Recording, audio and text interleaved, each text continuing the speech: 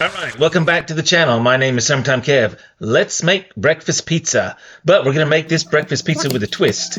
I think you've seen me make breakfast pizzas before. If not, check out my Delicious Feel Good Food channel, and there's tons of breakfast pizzas on there. But this one's going to have a twist. First off, we're going to make a smoked bacon candied onion, or candied smoked bacon onion jam to go on top of it. And it's all homemade. Just take this onion, get it chopped up, and you want to cube it up in the same size pieces, and you want little pieces. You're going to cook this down, cook the bacon down, and then add brown sugar to it. And once you cook it all down, it's going to turn into a beautiful caramelized, sweet, delicious jam that's smoky. It's got bacon, it's got onion in it, and I'm going to put one jalapeno pepper just to give it a tiny bit of heat.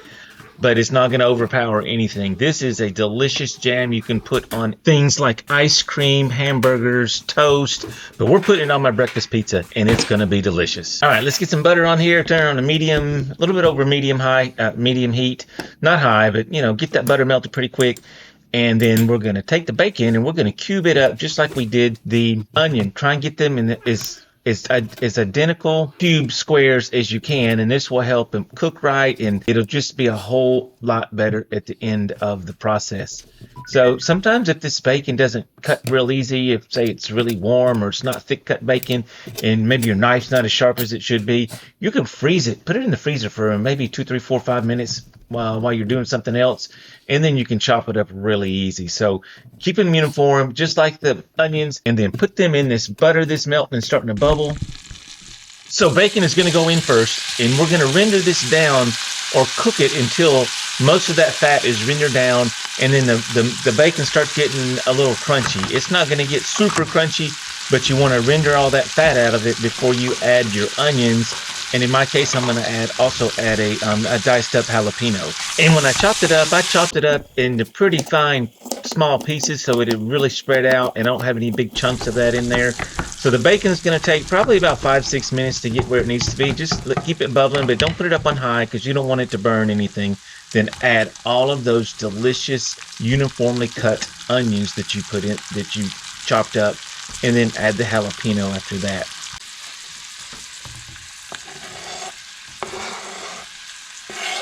Now give that a little stir and let it cook just for about 3 or 4 minutes. Get it kind of all stirred up nice and good, and then we're going to add our brown sugar. And it's your choice, whatever you got in your cupboard. You can do dark brown sugar, you can do light brown sugar, it doesn't matter. And I'm going to put about a half a cup in there. It's okay to add a little bit of water before this, because it's all going to evaporate out. So I added a little water just to give it a little bit of wetness in there, but that sugar is going to melt real quick and kind of become a sweet slurry. And you can see right here, it's already melted and getting incorporated into the onions and the chopped up bacon. Now it just takes a little bit of time to get it to the consistency that you want, which is kind of a thick jam consistency. It can be a little loose, and it's gonna congeal a little bit when it cools off. So if it's loose like this, it's perfect. It's ready to go.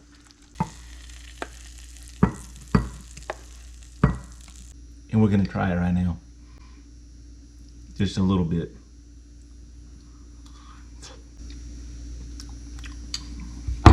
Oh my! I could eat the whole thing. You can put this on anything. You're gonna love this recipe. Try it out. I'm Summertime Kev. You're watching Delicious Feel Good Foods and Recipes on YouTube. So now let's get started on making that pizza. Okay, I can't stress enough, always grade your own cheese. The pre-grated stuff has some extra chemicals in it that keep it from clumping up, and it kind of dries out. It does not melt as good, it does not taste as good, and it's not as fresh. It is easy to grate cheese. You just saw me do it. Doesn't take but a few minutes. We're also going to make a special white sauce for this pizza. Since the pizza is going to be a breakfast pizza, and it's going to have that smoky bacon onion jam on it and egg, I'm just going to go all the way. It's not going to be a red sauce, so we're going to use ranch dressing followed by some Parmesan cheese, some powdered mustard, Italian seasoning, and a little bit of garlic salt. Now don't go overboard on any of this. Just mix it up and give it a little taste. If you're not sure how much to put in there, I just eyeballed it. It doesn't take very much. Just don't overdo any of them, because you want them to be complementary and not overpowering. Now give that a little stir and let's move on to the crust and assemble this pizza. And in case I didn't mention it earlier, this is going to be a cast iron pizza that I cook in my toaster oven at 425 to 450 degrees. You don't have to use cast iron. You just put this on a regular pizza pan if you have one, or a pizza stone. It doesn't matter. But I love the way they turn out when you put them on a cast iron. If you haven't done a cast iron pizza yet, I'm going to say do it. It's amazing. Now, most of your local grocery stores are going to have this pizza dough for sale someplace in the store, maybe the deli, maybe the dairy.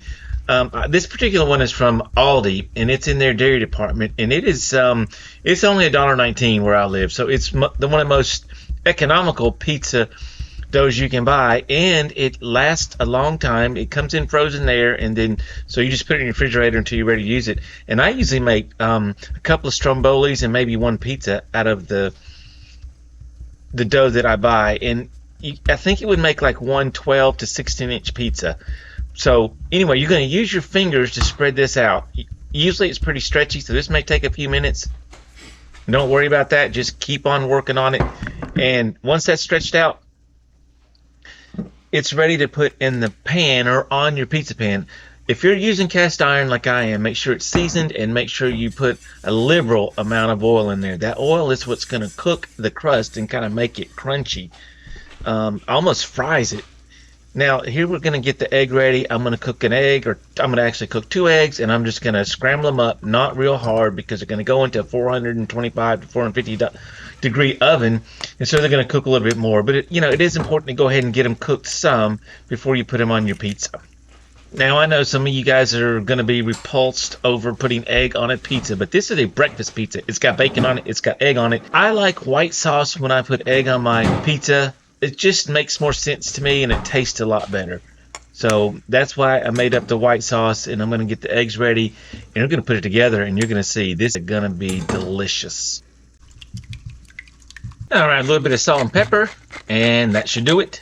Now onto that crust. It seems to be holding its shape, so in it goes. And I purposely used my fingers to roll this out. You really need to do that with this dough. And I made the outside edge of the crust thicker, and you want it you want the bottom thin, and that's how pizzas are made. The outside crust is always a little bit thicker. So the eggs are about done. We're going to get them off, and we're going to go ahead and start assembling this pizza.